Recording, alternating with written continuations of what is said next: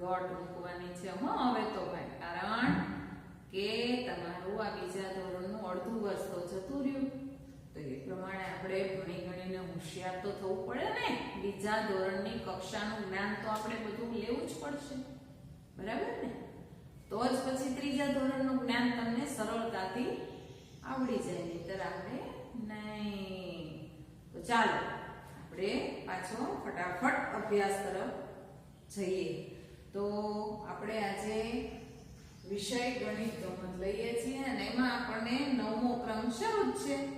હજુ આપણો 9મો ક્રમ પૂરો થયો નથી. આપણે બહુ સરસ મજાનું સમજતા બધું શીખતા આગળ વધી રહ્યા છીએ અને ઘણું બધું તમને આ ચેપ્ટરમાંથી શીખવાનું મળે છે. તો દરેક બાળકો ચોક્કસપણે જેટલા આગળ વિડિયા જતા રહ્યા હોય ને એ પણ વારંવાર જોજો. કાર્ટૂન જોવા કરતા અભ્યાસના વિડિયા જુઓ, તમે ભલે લેશન કરી નાખ્યું છતાં પણ જુઓ ને વારંવાર, તો તમને આ બધી વસ્તુ પાછી તાજી થાય ને આવડી જાય.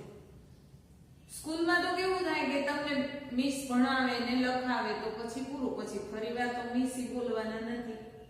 પણ આ વિડિયો છે એ તો કેટલો લાભદાયક છે કે તમને જેટલી વાર ભૂલી જાઓ, જેટલી વાર સમય હોય, જેટલી વાર ઈચ્છા થાય, ભણવામાં જેટલું તમારે આગળ વધવું હોય એટલી વાર તમે આ વિડિયા જોઈ શકો છો અને એમાંથી શીખી શકો છો. તો દરેક બાળકો અને વાલીઓને ખાસ નમ્ર નિવેદન કે આ વિડિયા છે વારંવાર ખોલો અને બાળકોને બતાવો અને બાળકો તમે પણ જુઓ અને શીખો. મોબાઈલની અંદર બીજું બધું જોવું એના કરતાં આપણે અભ્યાસની પ્રવૃત્તિ જો જેમ બને વધુ જોશું તો એ આપણને ફાયદાકારક છે. જ્યારે બીજું બધું જોઈએ એ આપણને ફાયદાકારક નથી, ઉલટાનું આપણું મગજ ખરાબ થઈ જાય. તો આપણે ભણવા માટે મોબાઈલનો ઉપયોગ કરવો, બરાબર? ચાલો હવે આપણે મારો મજાનો દિવસ છે એમાં પાના નંબર 7-5-75 નંબરનું પાનું આપણે આજે ખોલવાનું છે અને જોવાનું છે. તો દરેક વિદ્યાર્થી મિત્રો પોતાનું ગણિત ગમતનું પુસ્તક કાઢશે, એમાં 75 નંબરનું પાનું કાઢો. હવે 75 નંબરના પાનાની અંદર જુઓ આ રીતે લખાણ લખેલું છે, બરાબર? હવે હું વાંચતી જઈશ, કરાવતી જઈશ. હવે એના ઉપર એક કરીને લખ્યું છે, તમે ક્યારે અનુભવ્યું છે કે શું? તમે ક્યારે અનુભવ્યું છે? અનુભવ્યું એટલે આપણને શારીરિક, માનસિક કે કોઈ રીતે આપણને કઈ એવો અનુભવ થયો હોય, જેમ કે ક્યારેક એવો ભય લાગ્યો હોય, ક્યારેક રાતનું અંધારું હોય અને દોરી પડી હોય ને એમ થાય કે ઓહો ફૂફુ દાદા છે, તો એ પણ ભયનો અનુભવ થયો કહેવાય, બરાબર ને? કોઈ વાર આપણને કોઈ આવીને હાવ કરે તો ચિંતાના બીજીએ તો એ ભયનો અનુભવ થયો. કોઈ વાર કોઈ આપણને આવીને કંઈક સારી એવી ગિફ્ટ આપી દે તો આપણને એ મોજનો અનુભવ થયો. કોઈ આપણને મમ્મી કે પપ્પા આપણા ઉપર ખુશ થઈ જાય, બજારમાં લઈ જઈને મનગમતી વસ્તુ ખરીદી કરી આપે તો પણ આનંદ આવે. એ બધા અલગ અલગ અનુભવ છે, બરાબર? પછી એવો જ અનુભવ શરીરમાં કોઈ એવો રોગ આવ્યો, જેમાં આપણે બહુ તાવ આવ્યો અને ખાઈ પી ન શકાય, આમ ઊંઘ ન આવે, કંઈ થાય, તો એ પણ એક અનુભવ થયો કહેવાય. અનુભવ અલગ અલગ અનેક પ્રકારના હોય છે. મોટામાં હોય મમ્મી પપ્પા બા દાદા, એને તો ઘણા બધા સામાજિક અનુભવ રોજ થતા હોય, પણ તમે બાળકો છો એટલે તમને તમારી કક્ષાના અનુભવ થતા હોય. તો તમારી કક્ષાના અનુભવ આજે આપણે આ પુસ્તકના માધ્યમથી નક્કી કરવાના છે. તો હવે તમને કેવા અનુભવ થાય છે તો હું વાંચું છું. તમારા દાંત ઠંડીથી કકડે છે. દાંત હોય ને બહુ ઠંડી હોય ને તો કકડે, આમ કચડ કચડ થાય. ઘણી વાર કેવું થાય કે તમે લોકો સૂતા હો ને ઠંડી બહુ હોય ને તો ઊંઘમાં પણ તમારા દાંત કકડાટી બોલાવે, પણ આપણે તો ઊંઘતા હોય એટલે આપણને કઈ ખબર હોય નહીં, પણ મમ્મીને ખબર પડી જાય કે આજે બહુ દાંત કકડાય એટલે મમ્મી તમને ઓઢાડે અને આમ કંઈક કરે એટલે તમને ઠંડી ઓછી લાગે ને દાંત ઓછા કકડે. પણ એ નિંદ્રાવસ્થામાં ખબર નથી, પણ જાગ્રત અવસ્થામાં કહેતા જાગતા હોય ત્યારે માનો કે બહુ ઠંડી ઠંડી પડીને આમ કરીએ ને કતક અંદર થઈ જાય એવો અનુભવ થાય છે? જો થતો હોય તો હા, નથી થતો તો ના. હવે થાય છે તો હા કરીએ ને તો અહીંયા ના ઉપર ચોકડી મારવાની, અને જો નથી થતો તો હા ઉપર ચોકડી મારવાની. હવે હું મારી વાત લખું છું, તમને તમારી રીતે તમારે લખવાની છૂટ, પણ હું મારી વાત કરું તો મને એવો અનુભવ થયો છે કે બહુ ઠંડી પડી હોય અમુક વર્ષમાં અને ત્યારે મને દાંત કડે છે, તો હું લખીશ હા, એટલે હું અહીંયા ના ઉપર કરીશ ચોકડી. હવે તમને જો અનુભવ થયો હોય તો તમે પણ મારી જેમ કરી શકો. અનુભવ નથી થયો તો તમારે અહીંયા ચોકડી કરવાની. બરાબર? ચાલો હવે નંબર 2. ખુલ્લા પગે ચાલતા તમારા પગ દાઝે છે. આવો અનુભવ ક્યારે થાય? ઉનાળામાં. હવે ઉનાળાના દિવસો હોય, વેકેશનના દિવસો, અને તમે રમવાની ખુશીમાં ઘરમાંથી દોડીને બહાર નીકળી જાઓ અને પછી દોડતા દોડાઈ ગયું, પછી પગમાં છમ થઈ ગયું, અંદર તળિયા બળવા માંડ્યા અને ગરમ લાગ્યું, તો તમે પાછા ફરો કે ન ફરો? કારણ કે પગ દાઝ્યા એટલે તમે પાછા ફરીને ચપ્પલ પહેરીને પછી જાઓ.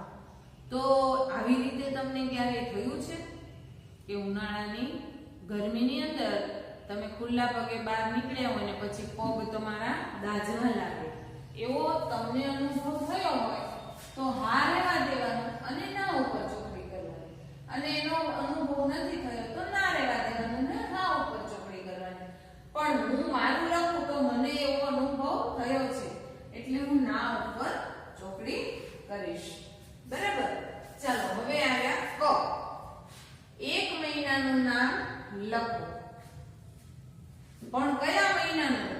કેવી રીતે લખવું? આગળ જેમાં તેમાં ખુલ્લા પગે તમે ચાલી શકો, કે એ મહિનામાં તમે ખુલ્લા પગે ચાલી શકો એવો કયો મહિનો? એ એક મહિનાનું નામ લખવાનું કે જેમાં તમે ખુલ્લા પગે ચાલી શકો.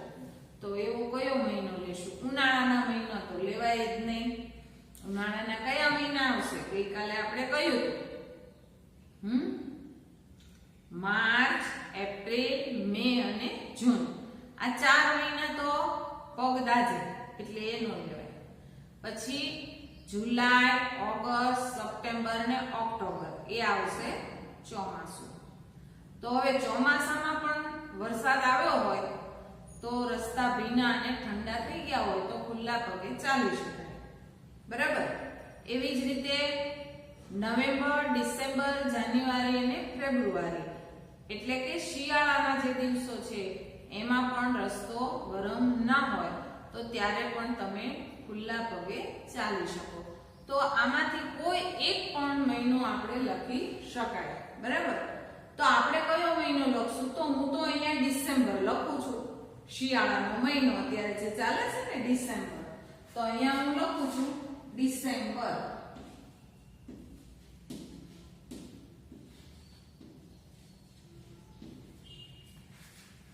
ચાલો તમારે 8 મહિના બતાવ્યા, એમાંથી તમારે અનુકૂળતા મુજબ લખી શકો, અને જો આ લખવું હોય તો પણ તમે આ લખી શકશો.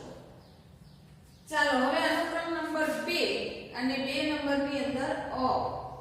તો એમાં શું લખ્યું છે? તમારા દિવસ સુધી, ઘણા દિવસો સુધી વરસાદ પડતો, તમારા ઘણા દિવસ સુધી વરસાદ પડતો તમે ક્યારે જોયો છે ખરો?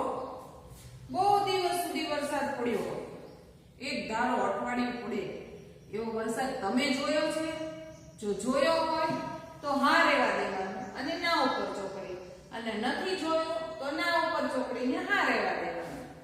મારો અનુભવ કહું તો મેં જોયો છે કે 8-10 દિવસ વરસાદ આવ્યા જ કરે, તો મેં અનુભવ્યો છે એટલે હું હા રહેવા દઈશ અને ના ઉપર ચોકડી કરીશ. ઘણા દિવસ સુધી વરસાદ વરસ્યો હોય એવું મેં જોયું છે. કદાચ તમે ન પણ જોયું હોય તો તમે ના લખી શકો છો. ત્યાર પછી બ. તમારા વિસ્તારમાં સૌથી વધુ વરસાદ કયા મહિનામાં પડે છે? આપણે વધારે વરસાદ ક્યારે પડે છે? હું માનું છું ત્યાં સુધી જૂન મહિનામાં, ઓગસ્ટમાં પડે, એટલે જૂન અથવા ઓગસ્ટ ગમે તે લખી શકાય અથવા તો બંને લખી શકીએ, બરાબર. તો અહીંયા હું લખું છું જુલાઈ અને ઓગસ્ટ, કારણ કે 4 મહિના જે છે ને એ ચોમાસાના છે. એમાં શરૂઆતના મહિનામાં ઓછો હોય, પછી ધીમે ધીમે વધે, પછી પાછો ધીમે ધીમે ઘટે. એટલે આપણે બંને મહિના લખ્યા, જૂન, જુલાઈ, ઓગસ્ટ ને સપ્ટેમ્બર સુધી હોય, પણ આપણે જુલાઈ ને ઓગસ્ટ મધ્યના 2 મહિનાના નામ લખ્યા કે એ 2 મહિનામાં વરસાદ પડે છે. તો આ રીતે આપણે આ સમજ્યા અને આ ના અને આ જવાબ લખ્યા, બરાબર. તો દરેક વિદ્યાર્થી મિત્રો પોતાના પુસ્તકમાં આ જવાબ લખી નાખશે. હવે જુઓ તમારા પુસ્તકમાં એ 75 નંબરના પાનામાં વિભાગ 1, 2 અને હજુ ત્રીજો વિભાગ બાકી છે. તો આ તમે લખી નાખો, એટલે સાથે સાથે હું ત્રીજો વિભાગ પણ તમને આજે જ કરાવી દઉં છું. તો દરેક વિદ્યાર્થી મિત્રો આ લખે, બરાબર. ત્યારબાદ આપણે ત્રીજો વિભાગ કરીએ. તો લખી નાખો. ચાલો, હવે તમે આગળનું લખી લીધું, બરાબર. તો હવે એ જ 75 નંબરના પેજમાં તમે વિભાગ 1 અને 2 આપણે લખ્યા, સમજ્યા. હવે વિભાગ આવ્યા 3, બરાબર. તો ત્રીજા વિભાગની અંદર આપણે જોઈએ તમારા વિસ્તારમાં સૌથી ગરમ મહિના કયા છે, એટલે કે ઉનાળાના મહિના કયા કયા છે. તો આપણે એ પણ શીખી ગયા છીએ કયા કયા મહિનામાં ગરમી પડે છે. માર્ચ, એપ્રિલ, મે અને જૂન.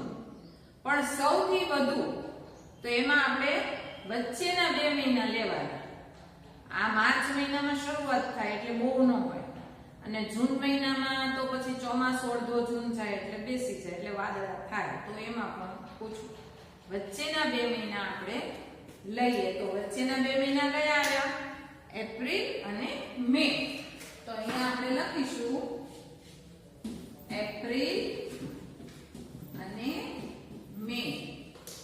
તો આ 2 મહિનામાં આપણે ગુજરાતમાં વધુ ગરમી પડે છે.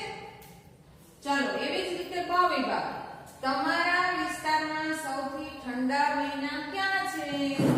તો આ જ રીતે આપણે જોઈએ પહેલા કે શિયાળાના 4 મહિના કયા? નવેમ્બર, ડિસેમ્બર, જાન્યુઆરી ને ફેબ્રુઆરી. તો એમાં નવેમ્બરમાં ઠંડીની શરૂઆત થાય એટલે બહુ ન લાગે, પછી ડિસેમ્બરમાં લાગે અને જાન્યુઆરીમાં પણ લાગે, પછી ફેબ્રુઆરીમાં ઓછી લાગે. એટલે આપણે કયા 2 મહિના લખીશું? ડિસેમ્બર અને જાન્યુઆરી. તો ચાલો અહીંયા લખીશું ડિસેમ્બર અને જાન્યુઆરી, બરાબર. આ 2 મહિનાના નામ આપણે લખ્યા. તો આ રીતે આપણે આ ત્રીજો વિભાગ પણ કમ્પ્લીટ કર્યો. તો આજે આપણે આટલું પર્યાપ્ત છે. હવે એ જ પાનામાં નીચે કયા મહિનામાં કયા ફળ અને શાકભાજી આવે એ હું તમને પ્રથમ સમજાવીશ, ત્યારબાદ એ હું તમને પુરાવીશ.